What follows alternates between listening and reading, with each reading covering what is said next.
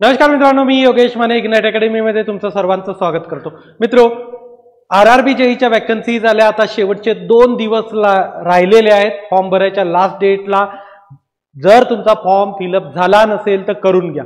Post preference कसा द्यावा त्याबद्दलचा माझा व्हिडिओ आलेला आहे. बऱ्याचशा गोष्टी मी सॅलरी वगैरे सर्व गोष्टी आरआरबी बद्दलच्या डिस्कस केलेल्या आहेत. आता कोर सब्जेक्टचा सिलेबस काय असणार आहे, म्हणजे तुमच्या सीबीटी 1चा 2चा सिलेबस कसा असणार आहे, आरआरबी जेईचा स्पेसिफिकली मेकॅनिकल इंजिनिअरिंगसाठी हा मी व्हिडिओ घेऊन आलेलो आहे. यामध्ये मी मेकॅनिकलचा टेक्निकलचा सिलेबस तुम्हाला सर्वांना सांगणार आहे की काय असणार आहे, लेवल क्वेश्चनची कशी असणार आहे, कशी तयारी केली गेली पाहिजे, ते त्यासाठी क्वेश्चन कुठून लावलेले पाहिजेत, या सर्व गोष्टींबद्दल आज मी तुम्हाला या व्हिडिओद्वारे माहिती देणार आहे. तर चला बघू. मित्रो, ही आपली आरआरबी जेईची बॅच आहे. सीबीटी 1 सीबीटी 2 दोन्हीचा सिलेबस याच्यामध्ये रेकॉर्डेड बॅच आहे. त्यानंतर हँड रिटन नोट्स सुद्धा माझ्या याच्यामध्ये आहेत. तुम्हाला हँड रिटन नोट्स पण मिळतील. जरी ज्यांनी क्लास नाही जॉईन केला त्यांना सुद्धा 2 दिवसामध्ये हा आरआरबीचा जो कोर्स आहे इग्नाइट अकॅडमीचा त्याच्यामध्ये डाउनलोड्समध्ये तुम्हाला माझ्या हँड रिटन नोट्स मिळून जातील. जवळपास सर्व सब्जेक्टच्या त्या हँड रिटन नोट्स आहेत. त्यात तुम्हाला सिलेबस कशा प्रकारे कव्हर करायच्या व्यवस्थितपणे गाईड सुद्धा करतील. याच्यामध्ये टेस्ट सिरीज सुद्धा आपण दिलेली आहे. 3999 फीस आहे. त्याच सोबत जे आपले AMVI BMC यांची जी इंटिग्रेटेड बॅच आहे तुमच्याकडे असेल तर त्या बॅच मध्ये सुद्धा आपण हा पूर्ण सिलेबस आरआरबीचा सुद्धा देणार आहोत.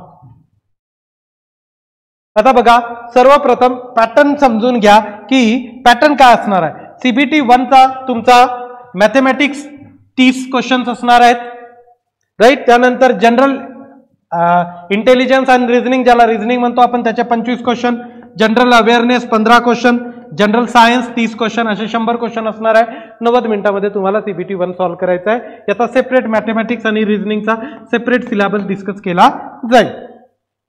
पुढे बघा, सीबीटी 2 मध्ये जनरल अवेअरनेस 15 क्वेश्चन, त्यानंतर फिजिक्स आणि केमिस्ट्री 15 क्वेश्चन, कम्प्युटर ऍप्लिकेशन आणि basics 10 question, environment and pollution 10 questions, okay. Technical ability 100 question, असा 150 क्वेश्चन्स पूर्ण असणार आहेत. 120 मिनिटांमध्ये तुम्हाला सॉल्व्ह करायचा आहे. आता मी या व्हिडिओमध्ये तुम्हाला टेक्निकलचा सिलेबस काय असणार आहे हे दाखवणार आहे. दिलेला आहे आरआरबीच्या नोटिफिकेशन मध्येच, त्यामुळे आपल्याला टेन्शन घ्यायची गरज नाही आहे की उगाच अंदाज लावतात का, असं काही नाही आहे.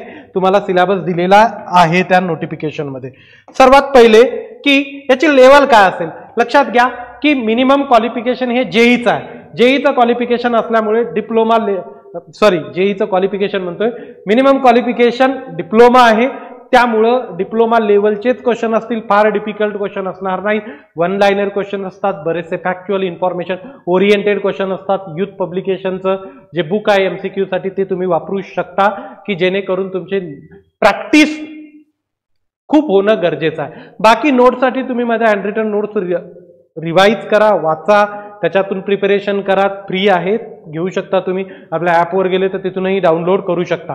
त्यामुळं जेई लेवलचंच असल्यामुळं खूप डिफिकल्ट पेपर नसणार आहे, पण सिलेक्शन हे फक्त सीबीटी 2 वर असल्यामुळे ते महत्वाचं आहे. आता बघा, इंजिनिअरिंग मेकॅनिक्समध्ये तुमचं पहिलं फोर्सेस, त्याचं फोर्सेसला रिझॉल्व्ह करायचं, त्यानंतर इक्विलिब्रियम, फ्रिक्शन, त्यानंतर न्यूटन्सचे लॉ, थोडाफार डायनामिक्सचा, असं तुमच्या दिसायला एवढं मोठं दिसतं, सर्व एवढं मोठं दिसतं, ओके. पण सोपा पार्ट आहे. म्हणजे पहिले फोर्स, त्यानं फोर्सना रिझॉल्व्ह करणं, राईट. त्यानंतर तुमचं फ्रिक्शन असणार आहे. बघा, रिझोल्युशन ऑफ फोर्सेस, इक्विलिब्रियम, त्यानंतर parallelogram law of forces, triangle law of forces, polygon law of forces, Lami's theorem, couple moment of couple, condition of equilibrium of rigid body subjected to number of coplanar non-concurrent forces, definition of static friction, dynamic friction, derivation of limiting angle of friction, angle of repose, resolution of forces considering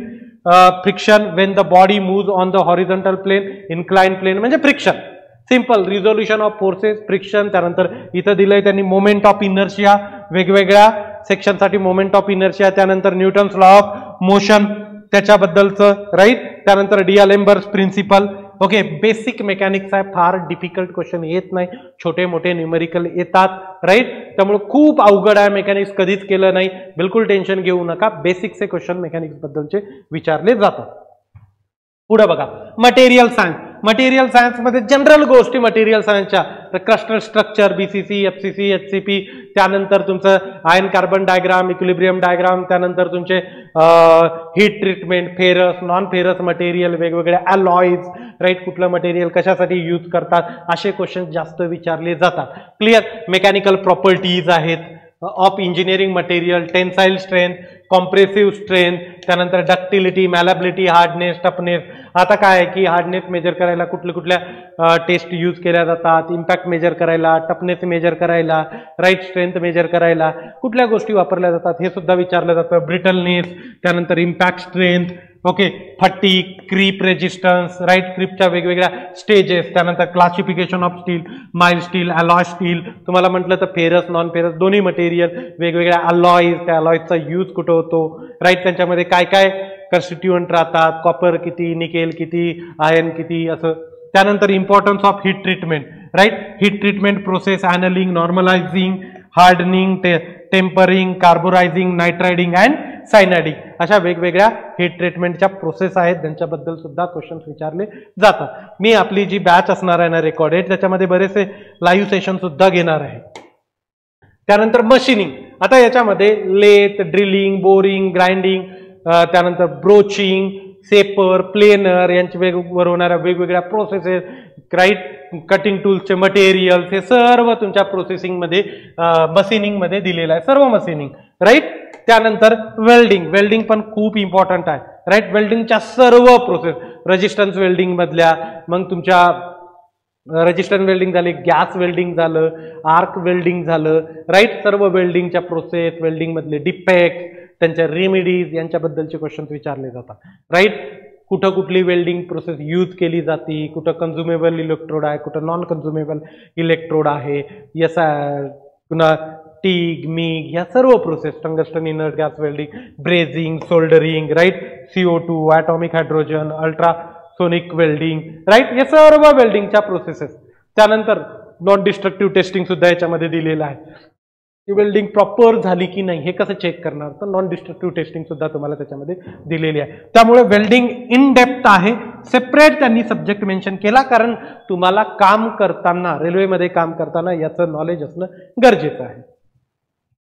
पुढं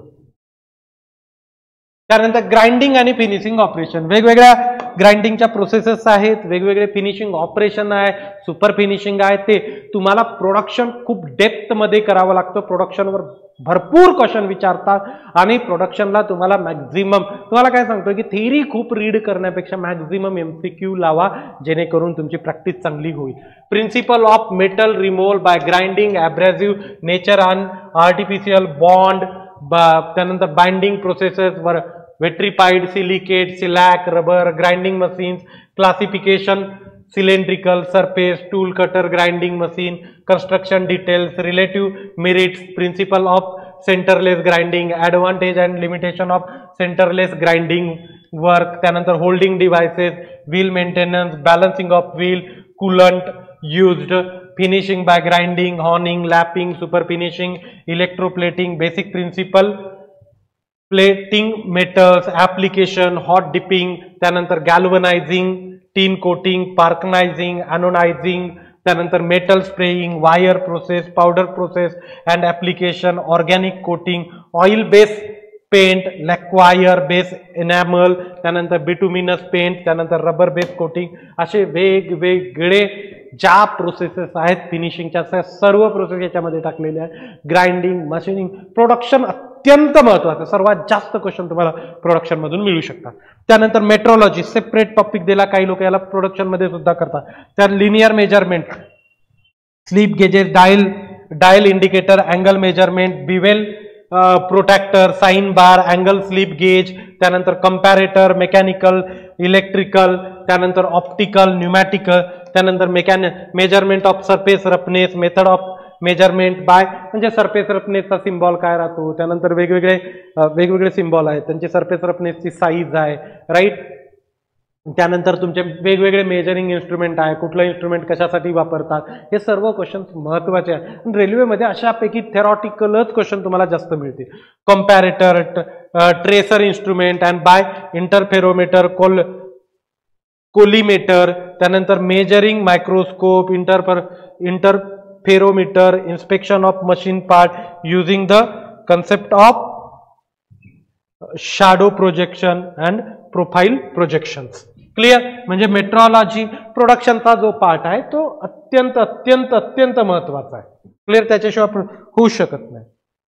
पुढं fluid mechanics and hydraulic machinery. आता fluid mechanics मध्ये तुमचं fluid static आहे, पूर्ण properties of fluid आहे, fluid static आहे, buoyancy आहे, कायनामॅटिक्स आहे, त्यानंतर डायनामिक्स आहे, बर्नॉलीज इक्वेशन वगैरे, मेजरिंग फ्लो थ्रू पाईप करावंच लागतं. पूर्ण ही फ्लो थ्रू पाईप करावं लागतं. थोडंसं जे आहे ते बाउंड्री लेअरचा पार्ट तुम्हाला करावा लागेल, खूप डेप्थमध्ये नाही पण थोडा थोडा बाउंड्री लेअरचा पार्ट करावा लागेल. लॅमिनार फ्लो थोडा करावा लागेल, टर्ब्युलंट फ्लो वरवरूनच का होणं करावं लागेल, डायमेन्शनल अनालिसिस पण करावं लागेल. काही गोष्टी याच्यामध्ये मेन्शन नाहीत पण त्या विचारल्या जातात. त्यानंतर जसं की तुम्ही म्हणाल सर याच्यामध्ये डायमेन्शनलेस अनालिसिस नाही आहे पण नंबर्स आहेत. डायमेन्शनलेस अनालिसिसला आहे ना थेअरीसाठी लवकर कंप्लीट केलं जाऊ शकतं, थेरॉटिकल पार्टला. क्लिअर? हा, न्यूमेरिकल पार्ट मध्ये थोडासा वेळ जाऊ शकतो पण थेरॉटिकल पॉइंट ऑफ व्ह्यू न ते लवकर कंप्लीट होऊ शकतं. क्लिअर? त्यानंतर तुम्हाला हायड्रॉलिक मशीन मध्ये इम्पॅक्ट ऑफ जेट, सिम्पलचं इम्पॅक्ट ऑफ जेटचे एक्झाम्पल्स करायचे, लक्षात राहावं लागतात कारण एखाद्या वेळेस थोडंसं आउट ऑफ स्कोप जाऊन क्वेश्चन्स विचारले जातात. त्यानंतर टर्बाईन्स मध्ये इम्पल्स रिॲक्शन दोन्ही टर्बाईन. क्लिअर? टर्बाईन सोबत वेलॉसिटी डायग्राम्स वरून थोडंसं लक्षात ठेवावं लागतं. वेलॉसिटी डायग्राम्स वर ऑब्जेक्टिव्ह मध्ये क्वेश्चन्स असेही विचारणं टफ जातं. इफिशियन्सीज वेगवेगळ्या आहेत, कॅरेक्टरिस्टिक्स आहेत पंपच्या त्या लक्षात ठेवाव्या लागतात. पुन्हा तुमचं स्पेसिफिक स्पीड लक्षात ठेवावी लागते. त्यानंतर तुम्ही पंपकडे आला तर सेंट्रिफ्युगल पंप, थोडा बहुत रेसिप्रोकेटिंग पंपचा पण पार्ट करणं गरजेचं आहे. क्लिअर? त्यानंतर इंडस्ट्रियल इंजिनिअरिंग हा पण थेरॉटिकल पार्ट सर्वात जास्त विचारलं जातं. One of the important subject म्हणू शकता तुम्ही. याच्यामध्ये job analysis, motivation, different theories, satisfaction, performance, reward system, त्यानंतर तुम्हाला production planning, control, relation with other department, routing, scheduling, त्यानंतर dispatching, PERT CPM, simple problems. Right? PERT CPM वर questions विचारले जातात, एखादं छोटं मोठं न्यूमेरिकल विचारलं जातं. प्रोडक्शन प्लॅनिंग अँड कंट्रोल बद्दल सुद्धा, वेजेस त्याच्याबद्दल सुद्धा विचारलं गेलेलं आहे. Material in industry, inventory control model, inventory महत्वाची आहे. एबीसी अनालिसिस महत्वाचा आहे, सेफ्टी स्टॉक, रिऑर्डर लेवल, त्यानंतर इकॉनॉमिक ऑर्डर क्वांटिटी. राईट? हे सर्व त्याच्यातच येते. Break even analysis. राईट? त्यानंतर store layout, store equipment, store record, purchasing procedures, त्यानंतर purchasing record, bin card, card desk, material handling, त्यानंतर manual lifting, hoist, crane, conveyor, truck and fork truck. Clear? यांच्याबद्दलचं basic गोष्टी विचारल्या जातात.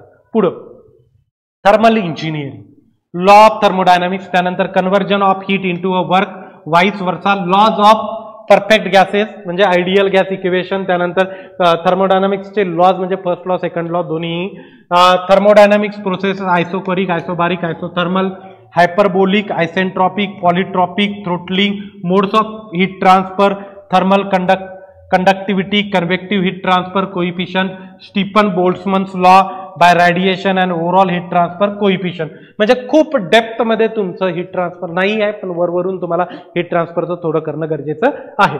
Right? तसंही डिप्लोमाच्या ज्या exams राहतात त्यांच्यामध्ये खूप जास्त हीट ट्रान्सफर विचारलं जात नाही.